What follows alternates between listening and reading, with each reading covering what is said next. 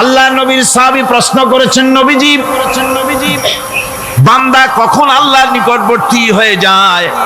নবীজি বলেছেন, বান্দা যখন সেজদা দেয় তখন আল্লাহর বান্দার মাঝে কোনো হিজাব থাকে না।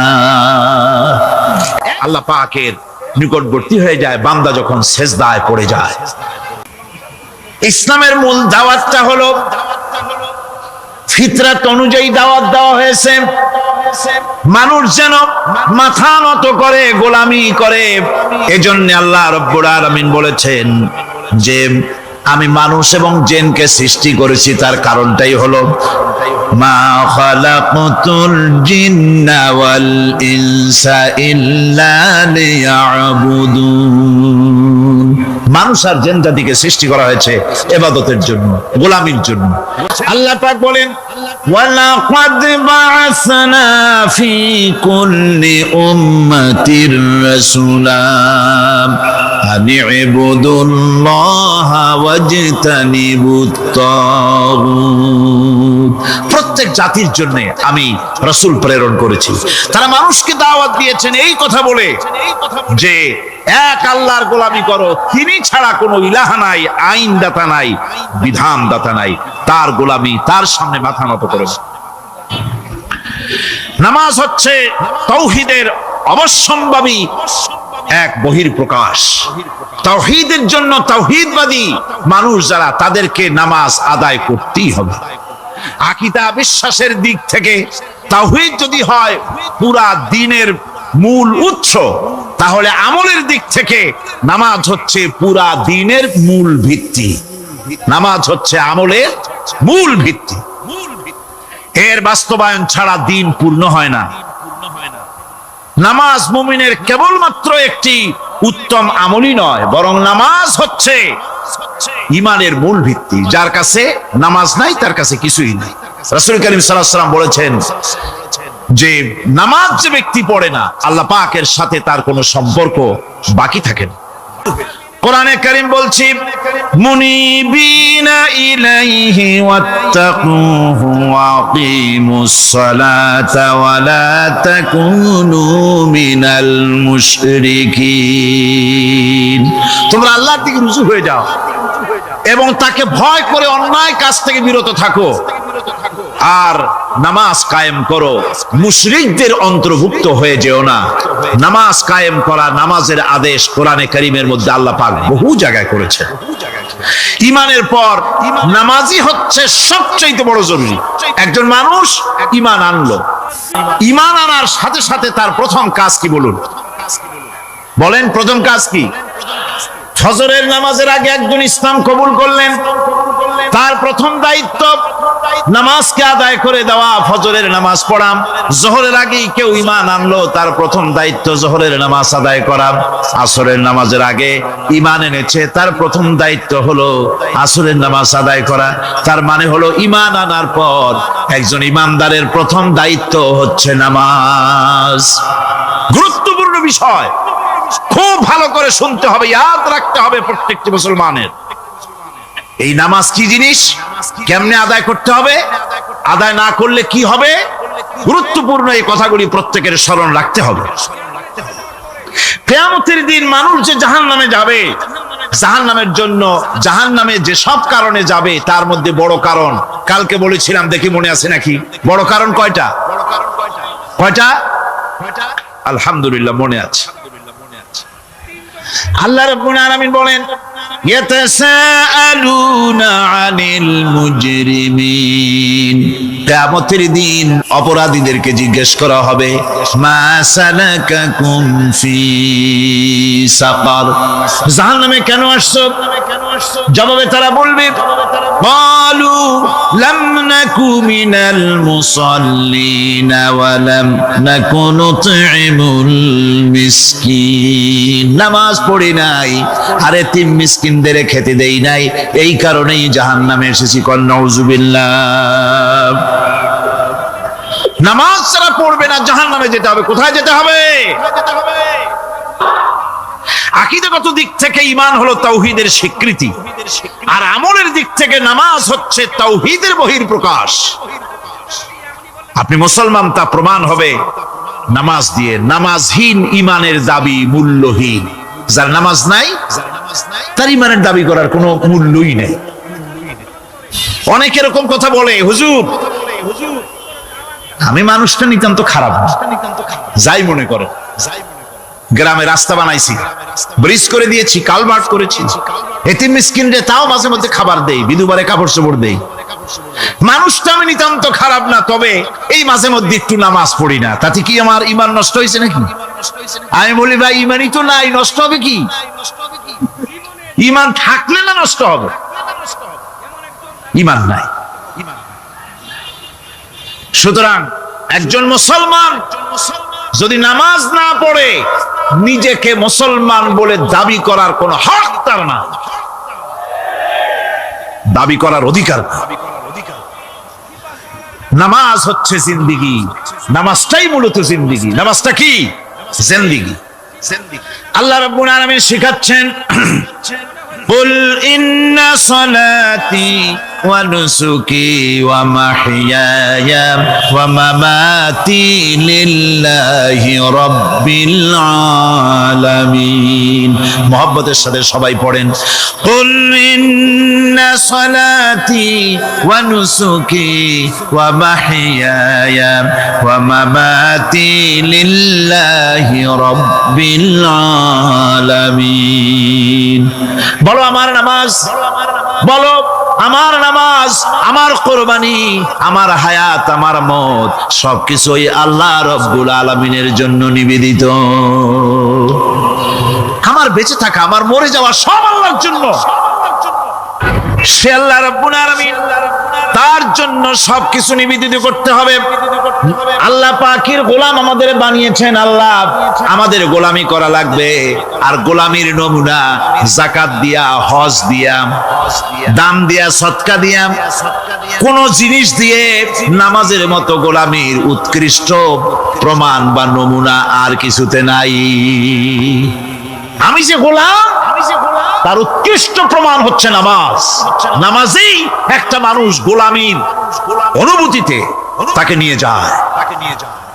বাদশাহ হোক, মন্ত্রী হোক, পীর হোক, মওলানা হোক, মুহাদ্দিস হোক, বড় লোক হোক, গরিব হোক, পুরুষ হোক, নারী হোক, যাই হোক, নামাজে দাঁড়াইলো, একেবারে কান্দারে ধরিয়া, কানের কাছে হাত দিয়া, হাত দুটো বাঁধিয়া, মাথা নিচের দিকে দিয়ে দাঁড়ায় গেল। কিসের মতো?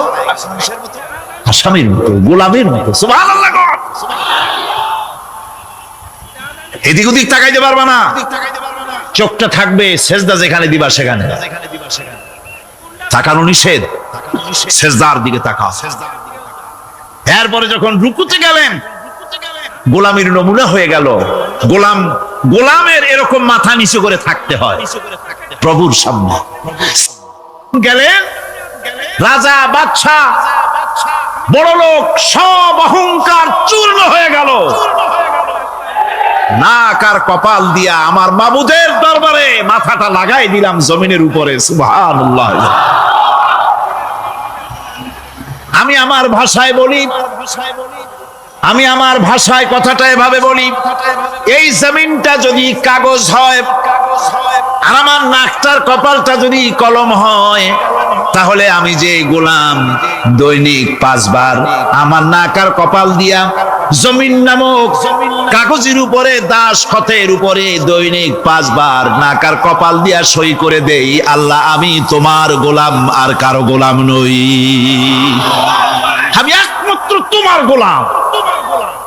ঘুমের থেকে উঠে সেজদা দিয়ে বলি, দুপুরের সময় কাজ ফেলাইয়া আরেকবার বলি, বিকেল আসার আগেই আসরে আরেকবার বলি, দিন যখন শেষ হয় আরেকবার বলি, রাতে যখন শুতে যাই আরেকবার সেজদা দিয়া ঘোষণা করি, মাবুদ আমি তোমার গোলাম। সুবহানাল্লাহ। নামাজ হচ্ছে ইসলামের গণ্ডির মধ্যে প্রবেশের প্রমাণ।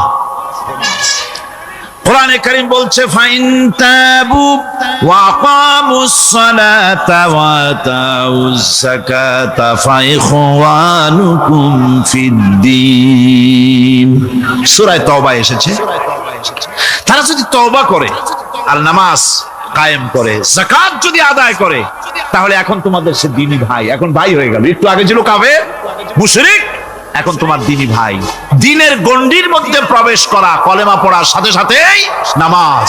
নামাজ হচ্ছে দ্বীনের প্রধান গেট, দ্বীনের প্রধান তোরণ। দ্বীনের মধ্যে প্রবেশ করার জন্য এই গেট দিয়ে প্রবেশ করতে হবে। সুতরাং এই নামাজের এতই গুরুত্ব দেওয়া হয়েছে। ইসলাম যদি ক্ষমতায় আসে, আল্লাহ যেন এনে দেন, জোরে কোন আমিন। ইসলাম যদি ক্ষমতায় এসে যায়, রব্বুল আলামিন তাফসীরে মাহফিল, কোরআন সামনে নিয়ে আশা করে তোমার দরবারে দোয়া করি, এই বিশাল জনসমুদ্রের দোয়া কবুল করো মাবুদ গো, এই বাংলাদেশকে ইসলামের দেশ বানাইয়া দাও। দেশটা যদি ইসলামের হয়ে যায়, আইন যদি আল্লাহর হয়, শাসন যদি সৎ লোকেরা করে, রব্বুল আলামিন কোরআন শরীফে বলেন, তাহলে তারা 4টা কাজ করবে। আল্লাযীনা মাক্কান্নাহুম ফিল আরদ আকামুস সালাতা ওয়া আতাউজ যাকাত ওয়া আমারু বিল মা'রুফি ওয়া নাহাউ আনিল মুনকার। মুমিনেরা ক্ষমতায় এসে প্রথম যে কাজটা করবে, প্রথমে ক্ষমতা এসেই নামাজ বাধ্যতামূলক করবে। প্রথম কি? ওয়াজ নসিহতে অনুরোধ করা হবে না, বাবাজিরা আল্লাহর রাস্তায় নামাজটা পড়ে না। রেডিও এবং টেলিভিশনের মাধ্যমে রাষ্ট্রপ্রধান অর্ডার করে দিবেন, যারা আকেল বালিগ সকলের জন্য নামাজ বাধ্যতামূলক, নামাজ পড়তেই হবে, এটা অর্ডার। বেলা যখন 1টা বেজে যাবে, বেলা যখন 1টা বাজবে, সমস্ত মসজিদে আজান শুরু হয়ে যাবে। আজানের সাথে সাথে অফিস, আদালত, কল কারখানা, ক্ষেত খামার, শিক্ষাঙ্গন সব ডেডলক হয়ে যাবে। আধা ঘন্টার জন্য বন্ধ হয়ে যাবে। যারা মুসলমান অফিসে, কলেজে, ইউনিভার্সিটিতে, সর্বত্র তারা নামাজের জন্য প্রস্তুতি নেবেন। আধা ঘন্টার ভিতরে নামাজ আর খানা সেরে আবার কলেজ চলবে, বিশ্ববিদ্যালয় চলবে, কল চলবে, কারখানা চলবে, ক্যান্টনমেন্ট চলবে, সেক্রেটারিয়েট চলবে, সব আপন গতিতে চলতে থাকবে। আল্লাহর রহমত, বরকত আকাশ ফেরে নাজিল হয়ে যাবে। সুতরাং নামাজ বাধ্যতামূলক করে দেওয়া হলো। নামাজ বাধ্যতামূলক, সকলকে নামাজ পড়তে হবে। নামাজ হচ্ছে অপকর্মের প্রতিবন্ধক। নামাজ পড়লে অন্যায় কাজ থেকে বাঁচার পথ। অন্যায় থেকে বাঁচাই কিসে? নামাজ। আল্লাহ রাব্বুল আলামিন বলেন, উতলু মা উহিয়া ইলাইকা মিনাল কিতাবি ওয়া আকিমিস সালাম ইন্নাস সালাতা তানহা আনিল ফাহশাই ওয়াল মুনকার। হে নবী, এই কিতাব তেলাওয়াত করো, যা তোমার প্রতি অবতীর্ণ করা হয়েছে, এই কিতাব তেলাওয়াত করো আর নামাজকে প্রতিষ্ঠা করো। নিঃসন্দেহে নামাজ মানুষকে পাপাচার থেকে বাঁচায়া দেয়। অশ্লীলতা, পাপাচার থেকে মানুষকে বাঁচায় কে? জোরে চিল্লায় কোন কে? নামাজ। এই নামাজ মানুষকে অন্যায় কাজ থেকে বাঁচায় দেয়। নামাজ যে মানুষকে অন্যায় কাজ থেকে বাঁচায়, কেমনে বাঁচায়? আমরা যে নামাজ পড়ি, এই নামাজে তো আমাদেরকে অন্যায় কাজ থেকে বাঁচাইতে পারে না। নামাজি বহুত মানুষ আছে অন্যায় করে, করে কিনা? কোন না করে না? করে। নামাজি অথচ অন্যায় করে। আর আল্লাহ বলছেন নামাজিকে, নামাজ তাকে অশ্লীলতা থেকে ফিরায়। তাহলে কথা কারটা ঠিক? আল্লাহরটা। জোরে বলেন, কারটা ঠিক? অবশ্যই আমার আল্লাহর কথা হক। আমি ভুল করতেছি, আমি যেন কোথাও ভুল করতেছি, সামথিং ইজ রং, কোথাও যেন আমরা ভুল করে বসতেছি, সেই ভুলটা কি আমরা আবিষ্কার করতে চেষ্টা করবো ইনশাআল্লাহ। প্রথম যে কথাটা সেটা হচ্ছে যে আমরা যা নামাজে পড়ি আমরা তা বুঝি না। কথা ঠিক কিনা? আমি যদি এখন প্রশ্ন করি সামি আল্লাহু লিমান হামিদা অর্থ কি, কোন ফার্স্ট ডিভিশনে কয়েকটা লেটার নিয়ে ফেল করবেন, এরকম লোক আছেন না নাই? সুবহান রাব্বিয়াল আলা অর্থ কি জানি না। সুবহান রাব্বিয়াল আযীমের অর্থ কি জানি না। দোয়া কুনুত অর্থ কি জানি না। তাশাহুদ অর্থ কি জানি না। সূরা ফাতিহার অর্থ কি জানি না। এমন কি উযুর মধ্যে কয়টা ফরজ তা অনেকের জানা নাই। উযু জানে না, নামাজ জানে না, তাকে এই নামাজ কেমনে ফিরাবে অন্যায় কাজ থেকে? কথা বুঝতে পেরেছেন? নামাজে আল্লাহু আকবার বললাম, এরপরে সানা পড়লাম, তারপরে সূরা ফাতিহা পড়লাম। সূরা ফাতিহার ভিতরে যে সমস্ত কথাগুলি বললাম সেই কথাগুলি বুঝি না, কি বলেছি তাও জানি না। এরপরে সুবহান রাব্বিয়াল আলা বলেছি, সুবহান রাব্বিয়াল আযীম বলেছি, সামি আল্লাহু লিমান হামিদা বলেছি, অর্থ কি জানি না। আল্লাহ তা শুনতে পান, যে ব্যক্তি আল্লাহর প্রশংসা করেন তিনি তা শুনতে পান। নামাজের মধ্যে আইডিয়া দেওয়া হচ্ছে, তুমি যে আল্লাহর জন্য নামাজ পড়তেছো, প্রশংসা করতেছো, এটা এমন নয় যে আল্লাহ পাক দেখছেন না বা শুনতেছেন না।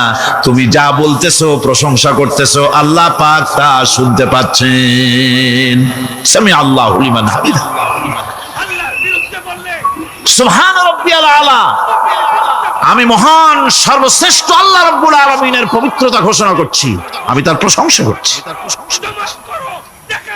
সূরা ফাতিহার কি আমরা বলি আপনারা ব্যাখ্যা দেখে বুঝে নিয়েন, সেগুলি আমি এখানে বলে বাকি কথা সব শেষ করতে পারবো না। নামাজে কি পড়েন সেটা যদি জানতেন, অবশ্যই আল্লাহ রাব্বুল আলামিনের কথা কার্যকরী হয়ে যেত। ইন্নাস সালাতা তানহা আনিল ফাহশাই ওয়াল মুনকার। নামাজ মানুষকে পাপের কাজ, অশ্লীলতা থেকে ফিরাতে পারে। আল্লাহ ইন্না বসায়ছেন, নিশ্চয়ই, বেশক, অবশ্যই নামাজ পাপ থেকে ফিরাবে। কিন্তু কেমনে ফিরাবে নামাজ তো বুঝি না। সঠিকভাবে নামাজ পড়ার পরও যদি কোনো মানুষের সঠিকভাবে, ভালো করে শোনেন, সঠিকভাবে নামাজ পড়ার পরেও যদি কোনো মানুষ পাপের থেকে না ফেরে, তাহলে বুঝতে হবে একথা, পানি আর সাবান দিয়া কাপড় ধুলে কাপড়ের ময়লা যাবে, কিন্তু পানি আর সাবান দিয়া কয়লা জনমের মতো ধুইলেও কয়লার ময়লা যাবে না। কথা বুঝে আসছে? এর থেকে আর উত্তম দৃষ্টান্ত আমার কাছে নাই। নামাজ পড়ার পরেও যদি চরিত্র ভালো না হয়, বুঝতে হবে নামাজ হচ্ছে না, কাঙ্ক্ষিত মানের নামাজ আদায় হচ্ছে না। আল্লাহর নবী বলেছেন, যার নামাজ পাপ কাজ হতে ফিরাতে পারলো না, তার নামাজ নামাজি নয়।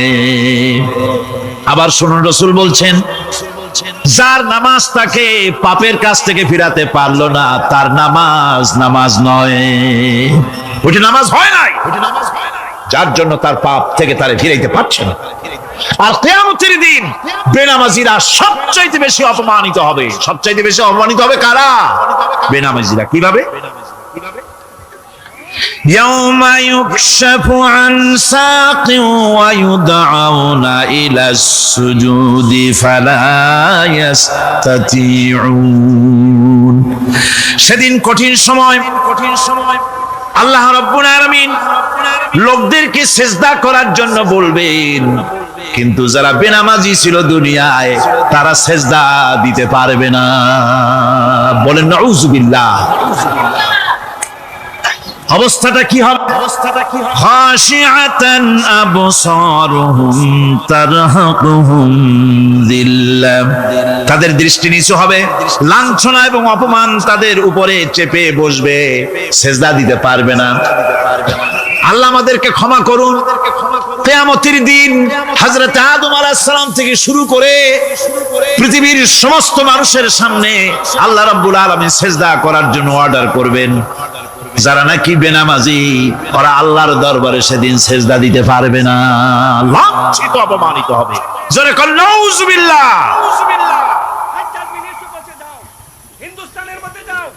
নামাজ, মুমিনের নামাজ একরকম, মুনাফিকের নামাজ হলো আর এক রকম। মুনাফিকরাও নামাজ পড়ে, পড়ে কিনা কোন? মুনাফিকেরাও নামাজ পড়ে।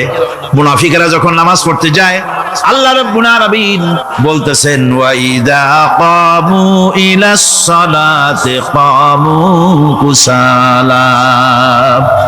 মুনাফিকেরা যখন নামাজ পড়তে দাঁড়ায়, নামাজে আসে ঠিক তারা, কিন্তু নামাজের জন্য দাঁড়ায় খুব শৈথিল্য ভাবে, শৈথিল্য ভাবে দাঁড়ায়, কাহিলি, সুস্তি, এ জায়গা চুলকায়, পায়জামা ধরে টান দেয়, টুপিটা ঘুরে যায়, এদিক ওদিক তাকায়। মুনাফিকের নামাজ দেখলেই ঠিক পাওয়া যায় যে বেটা মুনাফিক, এইভাবে সে দাঁড়ায়। তার নামাজটা কি জন্য? ইউরাউনান নাসা ওয়ালা ইয়াযকুরুনাল্লাহা ইল্লা কালিলা। তাদের নামাজ হচ্ছে মানুষকে দেখাবার নামাজ। নাউযুবিল্লাহ। দুনিয়া যদি কল্যাণ চাই, আখিরাতেও যদি কল্যাণ চাই, তাহলে এর জন্য কি করতে হবে? কি করতে হবে? আমার কথা নয়, আল্লাহ রাব্বুল আলামিনের কথা শুনুন।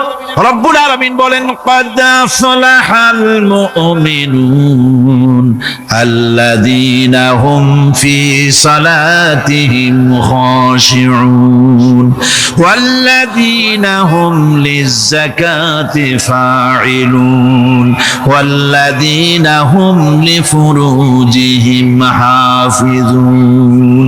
নিশ্চিতভাবে সেই সব মুমিন কল্যাণ লাভ করবে, নিশ্চিতভাবে। তারা হচ্ছে ওই সব লোক যারা নিজেদের নামাজ ভীতি মিশ্রিত বিনয় ভাবে, ভীতি মিশ্রিত অবস্থায় বিনয়ের সাথে যারা নামাজ আদায় করে, যারা বেহুদা কাজ থেকে বিরত থাকে, যারা যাকাতের পন্থায় কর্মতৎপর হয়, আর যারা নিজের লজ্জাস্থানকে হেফাজত করে।